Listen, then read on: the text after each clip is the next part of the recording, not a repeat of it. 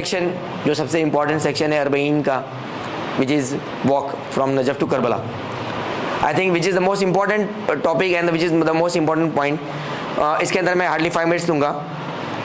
10 point में ये पूरा सेक्शन को डिवाइड किया हूँ। आप स्टार्ट करेंगे आपकी बैगेज की पैकिंग से। क्लोथ्स, अभी फ़िलहाल के लिए ये सुनने में आ रहा है कि अप्रॉक्सीमेटली 50 से 55 डिग्री का टेम्परेचर है वहाँ पे इराक में। तो आप जब आपका वॉक स्टार्ट करेंगे 3 दिन का वॉक, तो जितना हो सके इतना लूज़ और लाइट फिटेड क्लोथ्स पहनेंगे ताकि आपको बहुत ज़्यादा गर्मी का एहसास नहीं हो। फॉर्मल क्लोथ्स या बहुत ज़्यादा टाइट फिटेड क्लोथ्स पॉसिबल हो तो आप ना पहने।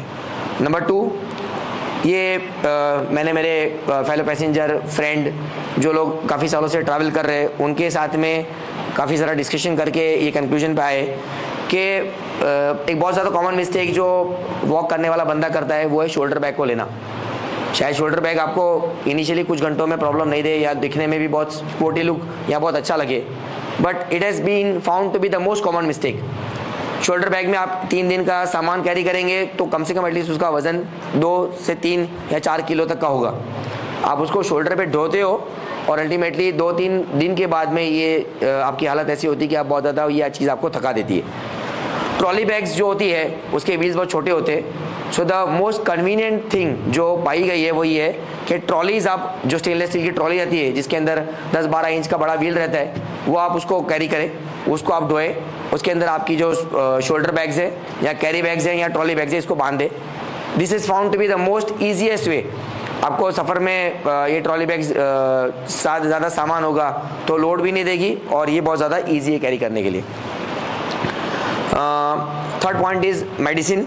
जो आप रूटीन मेडिसिन है या जो आपको बीमारी है, for example diabetes, blood pressure, thyroid वगैरह, तो ये सब की मेडिसिन ज़रूर से कैरी करें ताकि आपको जब भी ज़रूरत पड़ती है इन मेडिसिन की तो आप ये कैरी बैग में आपके पास होगी तो आप इसको यूज़ कर सकते हैं।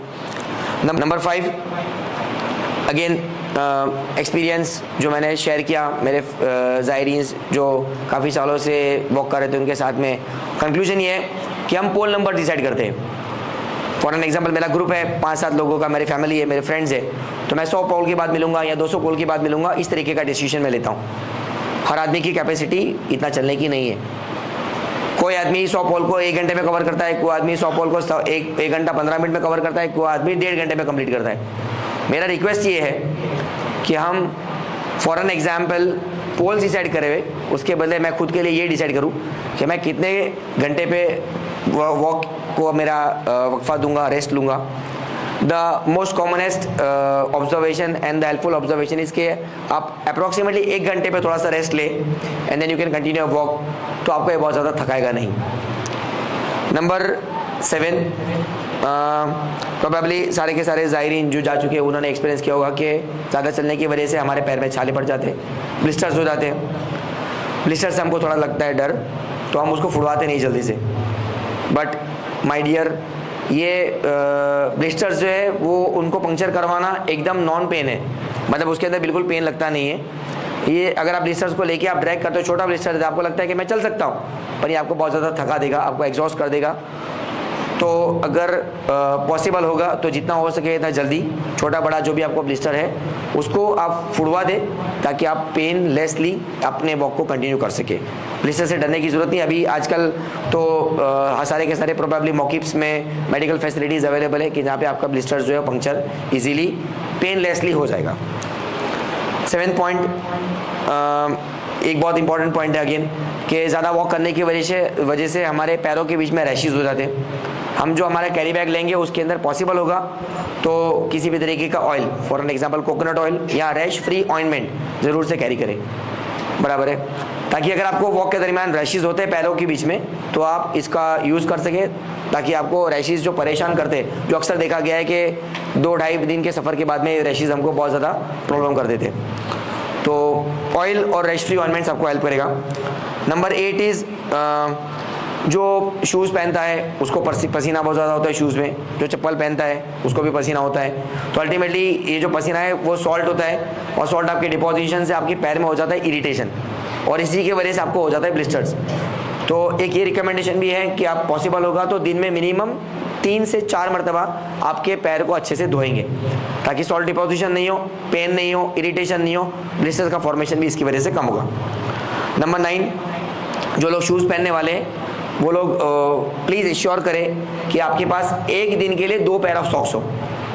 आप मिड डे में आपके पेयर ऑफ सॉक्स को बदल देंगे, वो सेम सॉक्स के साथ में कंटिन्यू ना करें, क्योंकि ये वो देखा गया कि वो पसीना जो आपका पैरों का होता है वो जम जाता है एंड वो अगेन आपको इरीटेट करता है, फिर ब्लिस्टर्स हो जाता है, फिर वो सारी कहानी चलती रहती है। तो extra pair of socks at least 2 pairs in a day. Again clothes, आप बहुत ज़्यादा बैगेज कैरी करते हो, आपको बहुत ज़्यादा टेंशन होता है कि मुझे ये प्रॉब्लम हो गया तो मैं ये ले लूँगा, मैं वो ले लूँगा। प्रोबेबली मेरे एक फ्रेंड ने ऐसा बोला था कि अगर जो कपड़े तूने पहने हैं वही कपड़े से तू वॉक करेगा तो भी सारी की सारी तुझे चीज़ें रास्ते में अवेलेबल है। अगर एक्स्ट्रा पेयर ऑफ क्लोथ्स आपको लेना है तो मैक्सिमम एक ही extra pair of clothes recommended है, उससे ज़्यादा आप वज़न बहुत ज़्यादा ले नहीं। Again 11th point and I think the last point ये है कि हम बहुत ज़्यादा थक जाते हैं ये सफ़र के दरमियान। अगर मैं अकेला ट्रैवल कर रहा हूँ तो मेरा रिकमेंडेशन ये है, अगर अकेले ज़ायरीन के लिए, कि जब भी आप बहुत ज़्यादा थक जाते हो तो बहुत सारे मौक़िफ़्स आजू बाजू में हैं, जब भी देर टाइम आपको लगता है तो आप जाके नैप ले लें। आधी घंटे 1 घंटे का आप नैप ले लेंगे तो आप फ्रेश हो गए और ज़्यादा वॉक कंटिन्यू कर सकेंगे।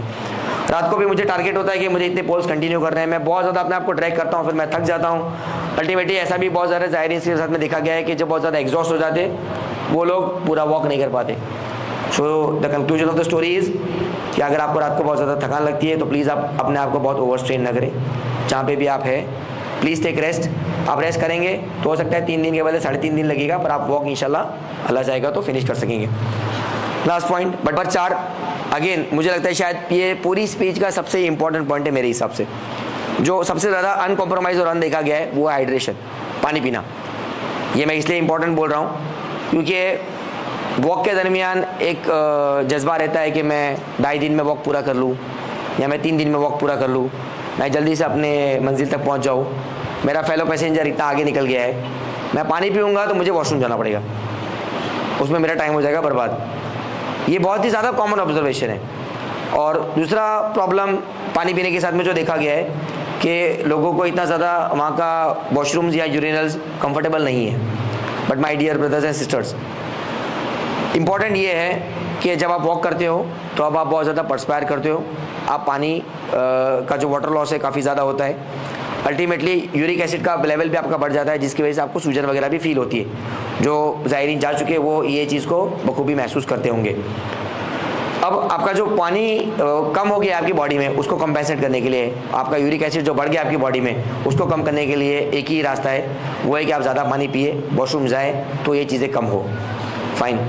फॉर एन एग्जाम्पल, अगर आप पानी नहीं पीते हो तो आपका यूरिक एसिड लेवल बढ़ेगा, आपको ज़्यादा फटीग करेगा, आपको ज़्यादा थकाएगा एंड अल्टीमेटली आपका स्पीड और ज़्यादा स्लो हो जाएगा। तो मेरा दस्तबस्ता रिक्वेस्ट गुजारिश है कि जितना हो सके इतना ज़्यादा पानी का कंजम्पशन करें, वॉशरूम्स और टाइम के इशू को रिगार्ड्स में लिए बगैर। नॉट द लीस्ट, सफ़र इश्क, सफ़र मोहब्बत इमाम हुसैन का सफ़र है, ज़्यादा टेंशन ना करें। Let's leave everything upon Allah and इमाम हुसैन एंड गो अहेड। वाखिर दावाना अनिल हम्दुलिल्लाहि रब्बिल आलमीन।